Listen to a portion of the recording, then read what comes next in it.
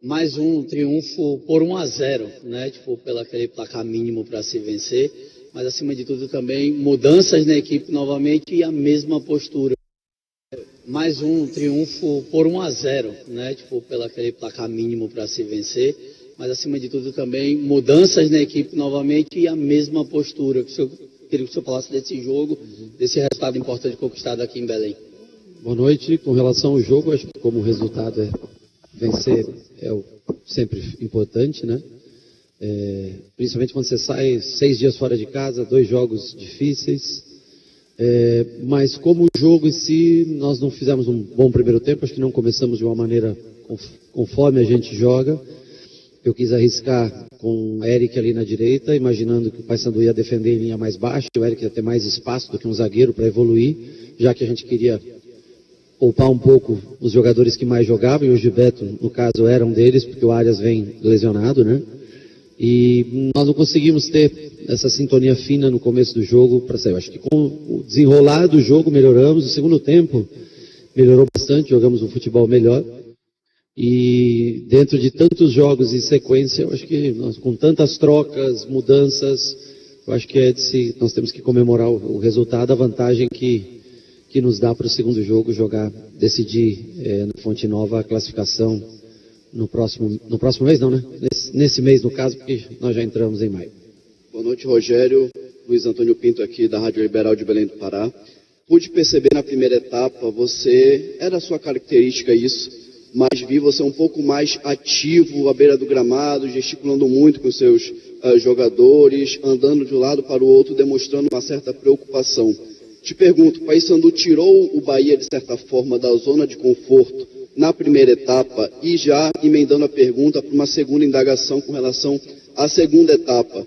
Poderia o Bahia sair com uma vantagem um pouquinho maior daqui, gol anulado, uma pressão ali, o Paysandu muito cansado na reta final da partida, o Paysandu poderia ir para a Fonte Nova com uma vantagem um pouco maior e lá administrar essa vantagem, visto que a sequência de jogos é muito desgastante? O primeiro Paysandu, um bom time, eu acho que mudou até um pouquinho a característica hoje, né? Nós, pelo que eu havia observado, jogou muito mais em 4-1-4-1 durante todos os outros jogos. Hoje veio um pouco mais precavido. O PK fez aquela praticamente saída 3 fixa já, né? Então, assim, em cima da hora a gente viu que até fomos buscar jogos do estadual aqui mais atrás do que a gente costuma analisar jogos para entender como jogaria. E não foi nem pela maneira como jogou, mas nós erramos mais do que o normal no começo do jogo. Erramos mais passes do que o normal. São muitas mudanças, né? E alguns jogadores, por exemplo, Gabriel Xavier não jogava há 30 dias, Michel Araújo não jogava há 30 dias. Mas nós tínhamos que botar esses jogadores para a gente poder observar, para contar com o restante dessa temporada que vai até 12 de junho, né? E nós achamos que era o jogo para a gente tentar ver esses jogadores. Então, assim, é normal, o Michel Araújo um pouquinho mais abaixo na parte física, o Gabriel sofreu um pouquinho no começo do jogo, alguns erros, mas era o que nós precisávamos. O Eric foi um experimento meu, porque eu já contava com esse desgaste do Gilberto, com a demora ainda para voltar um pouco mais do Arias, com 2 jogos por semana. Por mais que ele volte rápido, nos próximos 4 jogos, provavelmente ele não estará junto com a gente, o Arias. Então, para mim, foi poder fazer uma experiência. O Eric já tinha jogado dessa maneira no Atlético Paranaense, e eu queria experimentar ele em construção A3 para ver como ele se postava, porque é um menino que me dá a bola aérea, defende muito bem o espaço, mas faz tempo que não joga nessa função, não conseguiu exercer talvez tão bem essa função de construção, quem sabe uma função até mais à frente, jogando mais à frente ele possa fazer melhor, mas foi uma noite que nós também aproveitamos para resgatar alguns jogadores que não jogavam há muito tempo, e depois fomos fazendo as trocas, e eu acho que poderíamos sim, no segundo tempo, ter ampliado o placar, poderíamos sair com 2-0, mas no começo do jogo também nós cedemos algumas chances de contra-ataque para o Paysandu. Então, assim, acho que dentro do que nós jogamos, com um placar justo. Rogério, boa noite. Saulo Zaire, Rádio Clube do Pará. Primeiro ponto, você esteve com o ídolo do Paysandu e do Bahia hoje no hotel, Robigol, Robson. Queria saber um pouquinho desse papo, claro, dentro de uma descrição. E você falou em resgatar atletas. Isso automaticamente se tornou um problema positivo para você administrar a partir desse mês de maio, a volta de alguns jogadores que podem te ajudar aí no restante da temporada. Obrigado, boa noite. Bom, o Robigol é uma pessoa que eu conheci no futebol e infelizmente fez alguns gols em mim, né? Vou fazer o quê? Ele era 9, eu era goleiro, tinha que acontecer. Mas muito bom menino, sempre que a gente vem aqui, acaba fazendo uma visita pra gente. Levou um sorvete bom lá hoje, rapaz, de cupuaçu com o que era? Cupuaçu com pistache, é isso? Puta vida, que sorvete bom. E pude recebê-lo no hotel. Com relação aos problemas, alguns agravam, né? O caso do Gilberto, por exemplo, preocupa bastante. Ele sentiu um incômodo. Vamos lá ver amanhã lá em Salvador o que realmente aconteceu, pelo fato de não ter o Arias já, né? Isso preocupa bastante a gente. Por outro lado, ver o Gabriel Xavier voltando, conseguindo fazer 90 minutos no jogo. Rezende fazendo um bom jogo hoje. Talvez para mim, um dos destaques nossos da partida de hoje, fez um bom jogo. E Michel voltando, podendo ter minutos. Eu acho que nesse sentido positivo. No caso do Gilberto, se constatado alguma coisa mais grave, aí preocupa mais a gente, porque nessa posição, infelizmente, com a ausência do Arias, começamos a ficar aí numa situação mais preocupante para esses últimos 10, 11, 12 jogos, não sei quanto falta aí para essa parada. Boa noite, Rogério. Aqui Melber Rolim, da ESPN. Então, Libertadores, Copa do Brasil, Brasileirão e também a Copa do Nordeste. Como lidar com essa maratona de jogos e conseguir manter o nível em todas essas frentes? Bom, é difícil você manter o nível de jogo, por mais que você tenha um elenco construído para isso, por mais que você tenha jogadores que façam boas reposições, mas em algumas peças, em alguns lugares do campo, a gente vem sofrendo um pouquinho mais, o que é natural da sequência de jogos, né? Claro que a gente se prepara para ter 2 atletas por posição e ter ainda, às vezes, na base, alguém que possa fazer essa função, mas com o jogo a cada 68, 67, 69, 70 horas, com viagens no meio disso, você vê 3 horas e meia para vir para cá, quase 3 horas para voltar para Salvador, chega às 5h10 da manhã. Aí você perde a noite de sono para você não vai treinar amanhã, não tem como fazer.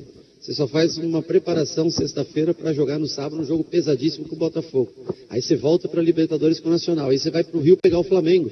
E dali você segue para a Colômbia para pegar o Atlético Nacional. Desculpa, mas uma hora, né, desgasta realmente. Por mais que você tenha peças, não é só o físico. É muito do mental. É muito o lado mental, sabe? Agora, eu acho que o grupo tem se mostrado bastante focado, concentrado, tentando suprir todas as necessidades que a gente tem. Louvável a atitude deles, se às vezes não joga tão bem, se não faz uma partida tão boa, mas acho que não deixa de competir. Acho que esse é o principal ponto da gente, né? Pode mudar a característica de jogo, mas a gente não deixa de competir até o final. Rogério, boa noite, Gladys do Sport News. Rogério, o Bahia vem jogando muito melhor fora de casa. Qual é esse segredo do Rogério para manter esse Bahia forte fora de casa?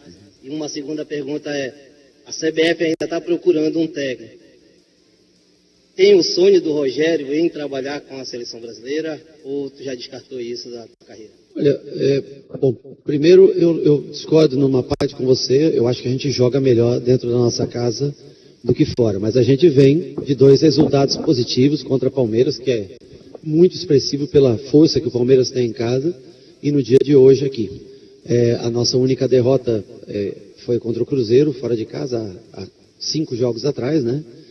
Mas a gente tem no apoio da nossa torcida, no conhecimento do gramado, na atmosfera que seca a Fonte Nova, a gente tem como, normalmente, os melhores jogos nossos são na Fonte Nova. Mas eu acho que nós, em relação ao ano passado, estamos competindo mais fora de casa. Estamos sendo mais duros nos jogos fora de casa. Mas jogando, eu acho que ainda a gente joga melhor sempre como mandante, o que é natural, você tem seus melhores resultados, normalmente como mandante. E sobre seleção, aí tá, logo anuncia um treinador. Eu acho que é importante que eles façam uma boa escolha. Como eu sempre falo, deem liberdade para qualquer treinador que seja para trabalhar. Há bons profissionais, tanto no Brasil quanto fora. Eu acho que não é uma besteira que não pode ser um treinador de fora. Tem que ser alguém que seja escolhido, que tenha liberdade, carta branca para escolher seu modelo de jogo, que quiser, jogadores, para trabalhar, e o Brasil tende a ter sucesso. Eu tenho contrato aqui até dezembro, ou seja, tenho mais 7 meses, 7? Nossa, abril, maio, nós já estamos, né? 8 meses, tenho mais 8 meses de contrato com o Bahia e eu pretendo cumprir meu contrato até o final. Professor, com relação a essa sequência de jogos, hoje foi a partida de número 29 da tua equipe na temporada em 3 meses, né? Ganhou 19 jogos, empatou 9 e apenas 2 derrotas. Como é que a gente pode comparar, Rogério, ao ano passado, onde o Bahia teve uma sequência do início da temporada, mas não como essa, porque tem uma competição a mais, e ano passado a gente falava de lesões que pouco acontecia, e esse ano a gente tem essa briga, você arruma agora esse empecilho que é de muitas lesões, e hoje, infelizmente, a princípio, provavelmente mais uma. Eu acho que se você for analisar, todos os times estão com muitos lesionados. Todos os times do Brasil têm muitos jogadores lesionados. Eu acho que até a gente, em proporção com relação a outros times, até não tem tanta lesão assim. Acho que nós temos um departamento que cuida bem dos seus atletas, faz um pré-treino sempre interessante para proteger o atleta. Agora, quando chega num jogo, aqueles últimos minutos, você quer competir até o fim, normalmente é onde acontecem lesões. Outra coisa o espaçamento do ano passado. Nós tínhamos 5 dias, uma semana. Quando você não tem nada, não tem... quarta, domingo, nós jogamos... Aliás, foi segunda, quinta, domingo, quarta e sábado. Você me desculpa, mas é desumano. Nós estamos desde o dia 23 de janeiro jogando quarta e domingo. Eu nunca passei por isso, nem como atleta e nem como treinador, em 34 anos de carreira. Então eu não posso nem dizer para você como é, porque eu não vivi isso como atleta. Mas eu te digo que é praticamente impossível você sair ileso a tantos jogos, e não é só o jogo. As pessoas pensam, mas é só o jogo. Não. Você está com a perna dobrada, você vem aí. Para a gente sair lá de São Paulo, saímos 2 horas da tarde do hotel. Nós vamos chegar aqui em Belém, acho que 8 horas da noite. Nós vamos sair daqui, eu não sei nem que horas. Mas vamos chegar amanhecendo o dia. O cara não descansa. Por mais que você possa fretar um avião, e a gente entende toda a boa vontade do clube e a intenção de melhorias, né, para os atletas, mas você vai lá sentadinho, perna dobrada, você não dorme, vai dormir tarde, dorme pouco, dorme 2 horas no avião, 1h30, acorda, vai para casa. Aí o cara chega, às vezes tem um filho que quer brincar, o cara não consegue descansar. Então assim, você não tem uma trégua, você não tem uma semana para dizer assim, vamos descansar 2 dias, se preparar 4 dias, fazer um ciclo completo de treinamentos, né? Com 6 dias para você poder se preparar para um jogo. A cada 3 dias é isso. Vão somar as lesões. Quando você dá sorte, que são lesões em lugares pontuais e diferentes, o problema maior é quando você tem uma lesão dupla de jogadores de uma mesma função. Aí começa a complicar, porque influencia em todo o restante para a montagem do time, né? Se você tem um lateral que vai, você joga com um cara que pode, um meia. Se você não tem lateral que vai, você tem que ter um ponta para fazer a função. É mais ou menos assim que funciona. Então, vamos tentar, primeiro torcer para que não seja nada, porque ainda não tem laudo, não tem exame feito de Gilberto, mas que seja alguma coisa leve, ou que seja só alguma coisa porque ele, por prudência, parou, para que a gente possa contar com ele e também esperar, logicamente, a volta do Arias e trabalhar as situações como foi hoje, eu já pensando pelo desgaste do Gilberto, insistir com o Eric naquela função para fazer um teste com ele, se ele poderia nos ajudar.